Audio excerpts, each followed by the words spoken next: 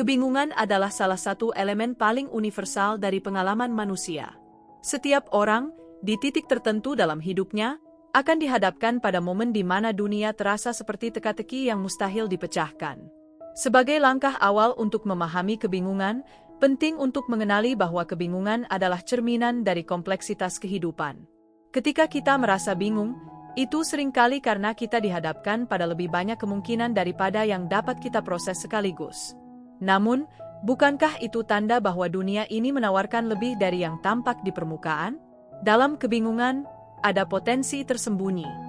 Ia mengingatkan kita bahwa jawaban tidak selalu ditemukan di garis lurus, melainkan dalam belokan-belokan tak terduga yang mengundang kita untuk mengeksplorasi lebih jauh. Namun, mari kita hadapi kenyataan, hidup tidak datang dengan manual. Kita tumbuh dengan ekspektasi bahwa kehidupan akan terungkap secara linear, sekolah, pekerjaan, keluarga, dan seterusnya.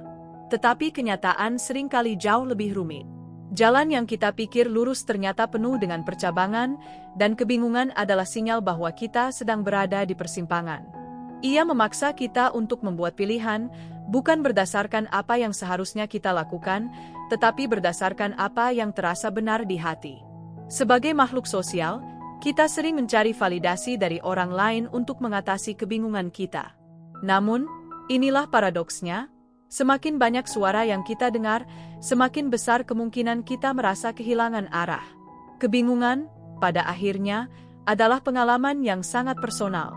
Tidak ada yang bisa memahami sepenuhnya apa yang sedang kita alami, dan itulah sebabnya kita harus belajar mendengarkan suara kita sendiri. Kita hidup di era informasi, di mana semua jawaban dari pertanyaan bisa ditemukan dengan satu ketukan jari. Namun, apakah jawaban itu benar-benar membantu kita? Ataukah mereka justru menambah lapisan kebingungan? Kita perlu belajar membedakan antara informasi dan kebijaksanaan. Informasi memberi kita fakta, tetapi kebijaksanaan memberi kita makna. Dan makna tidak ditemukan dalam kepastian.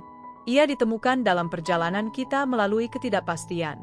Dalam perjalanan hidup, kebingungan seringkali muncul karena kita merasa tidak cukup baik. Kita membandingkan diri kita dengan orang lain, mengukur keberhasilan kita berdasarkan standar eksternal.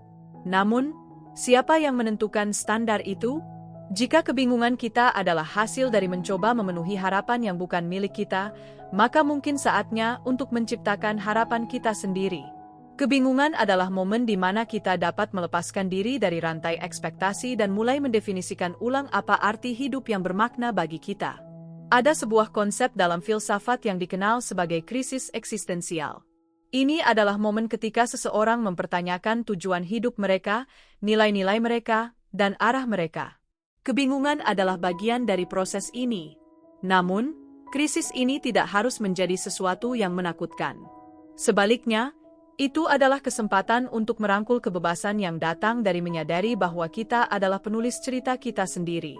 Dalam ketidakpastian, kita memiliki kesempatan untuk menciptakan sesuatu yang baru, sesuatu yang benar-benar mencerminkan siapa kita.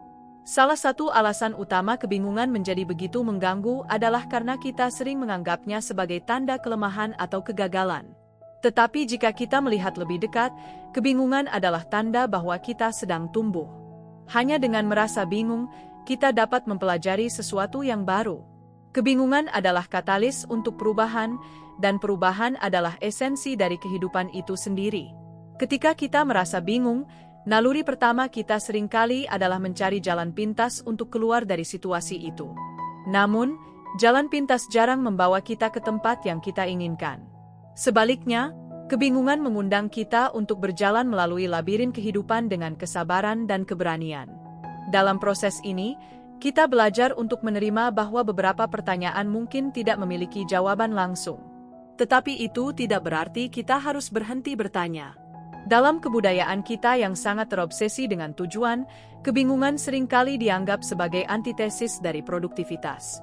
Namun, bagaimana jika kita melihat kebingungan bukan sebagai penghalang, tetapi sebagai bagian integral dari proses kreatif?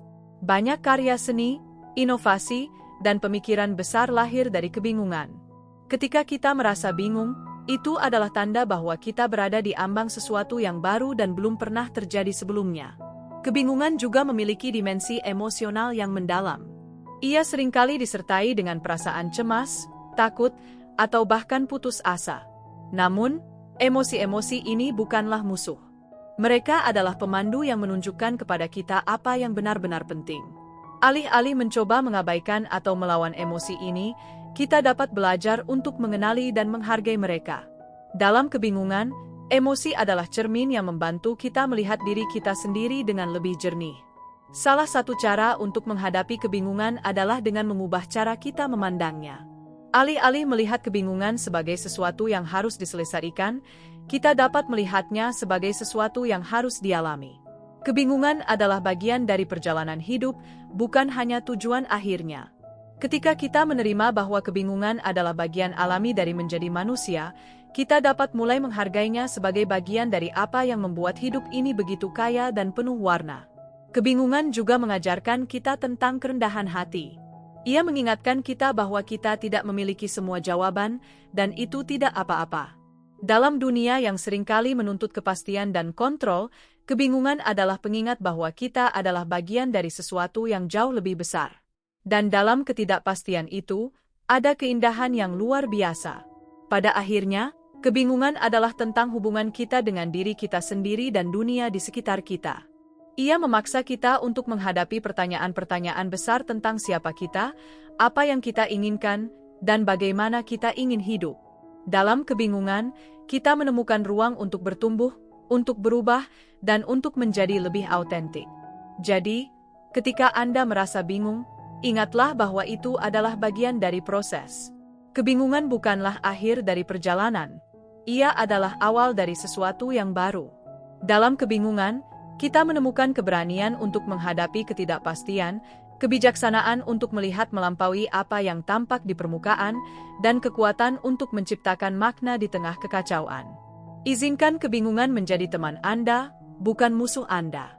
Izinkan ia membimbing Anda menuju pemahaman yang lebih dalam tentang diri Anda dan dunia di sekitar Anda. Dalam kebingungan, kita menemukan bukan hanya jawaban, tetapi juga diri kita sendiri.